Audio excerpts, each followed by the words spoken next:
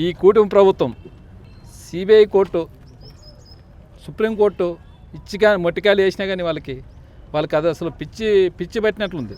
వాళ్ళు ఏదైనా కానీ మన రాష్ట్రంలో ఎందుకంటే జంతు కొవ్వు, పంది కొవ్వు, మాంస కొవ్వు అనే విధంగా వాళ్ళు దాని మీద సాక్షాత్తు చంద్రబాబు నాయుడు దాని మీద ఇస్తే ఈరోజు సిబిఐ ఛార్జ్షీట్లో ఎక్కడ పంది కొవ్వు కానీ జంతు కొవ్వు కానీ ఏ దాంట్లో లేదు, నైలో లేదనే విధంగా ఈరోజు ఇచ్చింది.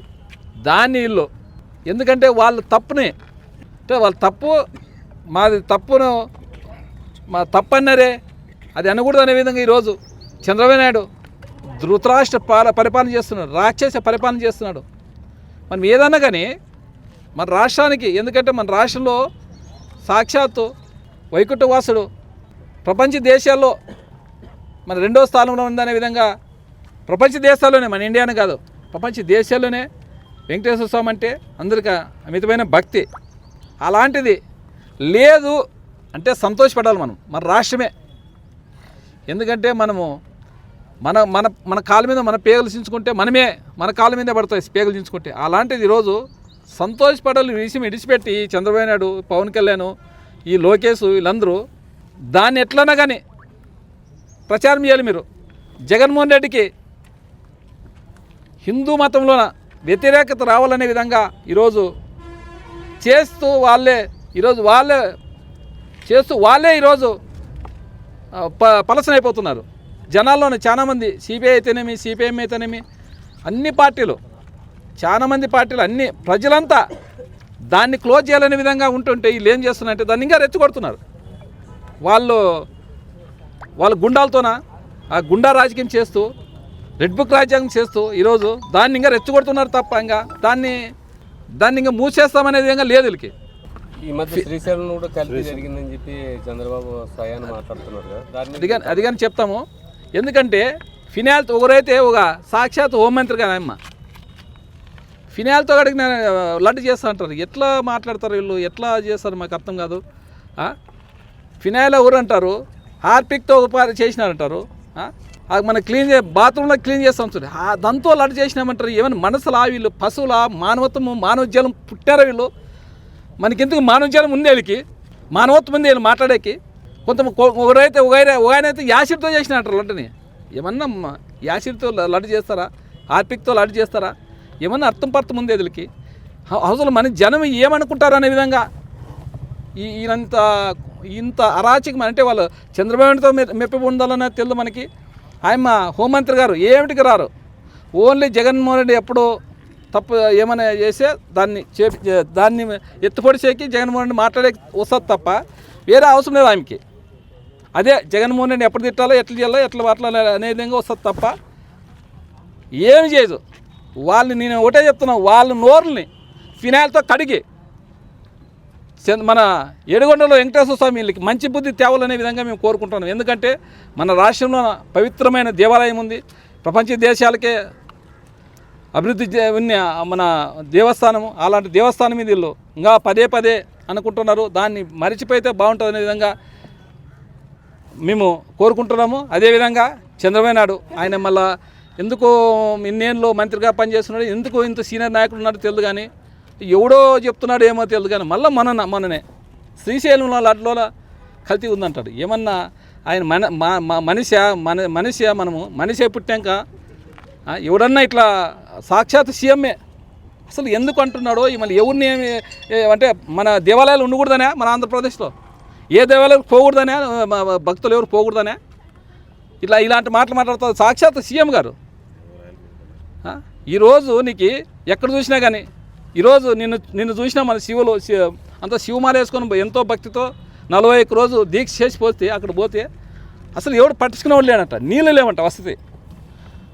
ఎవరైనా కానీ స్నానం పక్కలోనే కృష్ణానది పుష్కలంగా ఉంది, అలాంటి దగ్గర నీళ్ళ వసతి లేక అసలు పోలీసులు లాఠీ చార్జ్ చేస్తున్నారు శివస్వాముల మీద. మళ్ళీ ఏం పరిపాలన చేస్తున్నారో వీళ్ళు నాకు అర్థం లేదు. ఈ పవన్ కళ్యాణ్ అయితే చంద్రబాబు నాయుడు ఏమని చెప్తేనే అతని సనాతన ధర్మం అంటాడు, వెనక కొప్పు కట్టుకుంటాడు, కాషాయం డ్రెస్ చేసుకుంటాడు, ఒక పరక పట్టుకుంటాడు, ఊడిసేకొస్తారు అంతే. అంతే ఎవరు వాళ్ళు చంద్రబాబు నాయుడు చెప్పినాక అది తప్ప రేటా సంబంధం లేదు. జనాలు ఏమనుకుంటారో సంబంధం లేదు. వాళ్ళ నాయకులే అసహించుకుంటారు పవన్ కళ్యాణ్ మీద. ఈరోజు వాళ్ళ ఎమ్మెల్యేలే ఎందుకబ్బా మా ఎమ్మెల్యే మా పవన్ కళ్యాణ్కి ఏమన్నా మతిపోయిందా, మతిస్థిమితం వచ్చిందా, అంటే ఆయన ఎర్రగడ్డ హాస్పిటల్కి పంపించాలనే విధంగా ఈరోజు వాళ్ళ ఎమ్మెల్యేలే అంటున్నారు. అలాంటిది ఈరోజు చంద్రబాబు నాయుడు జపం చేస్తూ ఇప్పుడు లోకేష్ చేస్తే దానికి అర్థం ఉంది. ఎందుకంటే ఆయన కొడుకు, ఆయన తండ్రి. నీకేం పోయింది, పోయేది వచ్చింది ఆయనకి. సనాతన ధర్మం అంటావు, కాషాయ డ్రెస్ చేసుకుంటావు, కొప్పులు కట్టుకుంటావు, అన్నీ చేస్తావు కదా. నీకేం పోయే కాలం వచ్చింది. లడ్డు మీద వివాదం ఏందా? లడ్డు మీద లడ్డు లేదని, పంది కొవ్వు లేదు, పంది మాంసం లేదు, ఏ కొవ్వు లేదనే విధంగా మన సిబిఐ సాక్షాత్ సిబిఐ ఛార్జ్ షీట్ వేసింది. అలాంటి దాన్ని మళ్ళీ దాన్ని మభ్య పెట్టాలని క్యాబినెట్ పెట్టి రోజు దాన్ని సిట్ మళ్ళీ సిట్ ఓపెన్ చేయాలంటే అంటే సిబిఐ ఎక్కువ, నీ సిట్ ఎక్కువ, సుప్రీంకోర్టు ఎక్కువ, నువ్వు ఎక్కువ. అంటే సుప్రీంకోర్టు కానీ అవమానం పాలు చేస్తావు నువ్వా? సుప్రీంకోర్టు కానీ విలువ లేకుండా చేస్తావా? లేదంటే సిబిఐకి కానీ విలువ లేకుండా చేస్తావు నువ్వా? సిట్ ఓపెన్ చేసి మేము ఒకటే చెప్తున్నాం నీకు, ప్రజలందరికీ నువ్వా ఈరోజు దాన్ని లేదని అందరూ సిబిఐ కోర్టే ఇచ్చింది కాబట్టి, సిబిఐలే ఇచ్చినారు కాబట్టి, సాక్షాత్ సుప్రీంకోర్టే ఇచ్చింది కాబట్టి దాన్ని మీరు క్లోజ్ చేసుకుంటే మంచిది, మీకు మంచిది, మీరు కొద్ది విలువని ఉంటుంది. లేదంటే ఖచ్చితంగా మీకు మన హిందూ మతం ప్రజలు ప్రతి ఒక్కరూ మిమ్మల్ని అసహించుకుంటున్నారు, చాలా దుర్మార్గమైన పరిపాలన చేస్తున్నారు అంటున్నారు. తిరుపతి దేవస్థానం మీద ఏమంటారు, రాజకీయం చేసుకోండి, మా తిరుపతి దేవస్థానం మీద రావద్దనే విధంగా చేస్తున్నారు. ఈరోజు బీజేపీ ఏం చేస్తుందో మాకు అర్థం కాదు. బీజేపీ వాళ్ళు ఉన్నారా, మన రాష్ట్రంలో ఉన్నారా లేరో బీజేపీ వాళ్ళు ఇంత వల్గర్గా మాట్లాడుతున్నారు. సాక్షాత్ సీఎం మీ కూటమి ప్రభుత్వంలోనే. అవును, దాని మీద ఏమన్నా అవగాహన మాట్లాడతారా? అసలు నోరు మెదపరు ఎందుకు? అంటే మీరు ఏమన్నా కేంద్రంలో ప్రభుత్వం పడిపోతుందని అనుకున్నారా? మళ్ళీ అంటే మోడీ గారు మీకు చెప్పినారు ఏమో మాకు అర్థం కాదు. కానీ బీజేపీ వాళ్ళు కానీ బీజేపీ వాళ్ళు కూడా చెప్తున్నాం, మీరు ఏదన్నా కానీ మీరు హిందూ మతం మీదే మీరు పోరాటం చేస్తున్నది. హిందువులకి సపోర్ట్ ఉన్నారని మీకు ఓట్లు వేస్తున్నారు. అలాంటిది ఆంధ్రప్రదేశ్లో ఎందుకు మీరు దాన్ని పట్టించుకోవట్లేదు? బీజేపీ వాళ్ళు దాన్ని ఎందుకు మాట్లాడట్లేదు? మీరు బీజేపీ వాళ్ళు దాని గురించి ఎందుకు మీరు స్పందించట్లేదు? ఆయన యారెడ్డి, ఆయన మన బోర్డు మెంబర్లో ఆయన పేరేం పేరు, ఒక ఆయన ఉన్నాడు మాట్లాడతారు కానీ భానుప్రకాష్ రెడ్డి గారు, ఆయన మళ్ళీ ఏం చేస్తున్నావు? గాడి వస్తున్నావు నువ్వా? టీటీడీ టికెట్లో అమ్ముకునే చేస్తున్నావు తప్పు నువ్వా? నువ్వు ఏం చేస్తున్నావాడా? ఏమండి టీటీడీ బోర్డు మెంబర్ ఏం చేస్తున్నావు? భానుప్రకాష్ రెడ్డి గారికి చెప్తున్నాము, సనాతన ధర్మం అంటారు మీరు, బీజేపీ హిందూ మతం అంటారు మీరు. ఏం చేస్తున్నారు? హిందూ మతాన్ని నాశనం చేసే ఆంధ్రప్రదేశ్లో నాశనం చేస్తామనుకున్నారు మీరు ఈ బీజేపీ వాళ్ళు. మీకు ఒకటే చెప్తున్నాం, మిమ్మల్ని ప్రజలంతా గమనిస్తున్నారు, మీకు పోయే కాలం వచ్చింది. ఖచ్చితంగా మీరు ఇప్పటికన్నా దాన్ని మానుకొని ఈరోజు ఇప్పటి నుంచైనా మానుకొని దాన్ని వదిలిపెడితే మీకు ఒక మర్యాద ఉంటుంది. లేదంటే మీకు ఉన్న మర్యాద కనుక ఖచ్చితంగా పోతుంది.